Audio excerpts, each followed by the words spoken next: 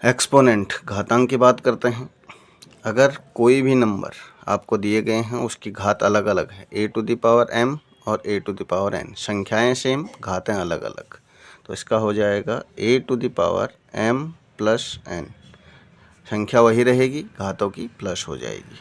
अगर यही चीज़ डिवाइड में दी है, a to the power m divided a to the power n, अगर भाग में दिया है तो संख्या वही रहेगी, घात की माइनस हो जाएगी, पावर की माइनस हो जाएगी।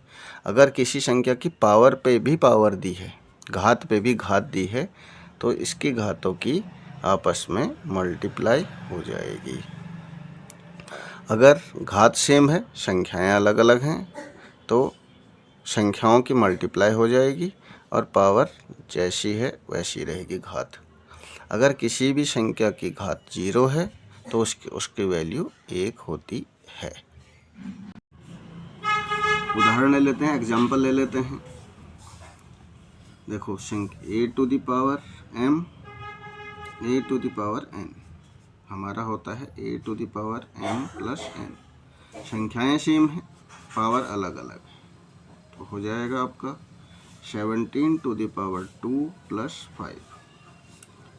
नंबर वही रहेगा, पावर की प्लस हो जाएगी, तो 17 टू द पावर 7 आपका आंसर आ जाएगा।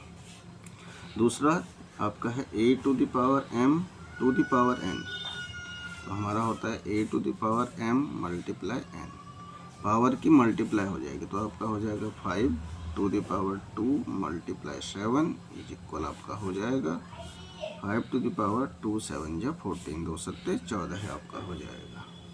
अगर इसकी बात करें तो यहाँ पर आपका फॉर्मूला लगेगा a to the power m upon a to the power n, और हमारा फॉर्मूला कहता है कि a to the power m minus n की घातों के आपस में माइनस हो जाएगी, तो 23 की घात 10 माइनस 7, तो आपका बराबर हो जाएगा 23 टू द पावर 3, 23 की घात 3।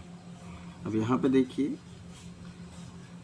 ए to the power m b to the power n, संख्याएं अलग अलग हैं, पावर सेम है, तो हमारा फॉर्मूला कहता है कि संख्याओं की मल्टीप्लाई और पावर जैसी है वही रहेगी, तो आपका हो जाएगा 7 मल्टीप्लाई 9 टू द पावर 3, तो 7 9 63, 7 9 63 टू द पावर 3।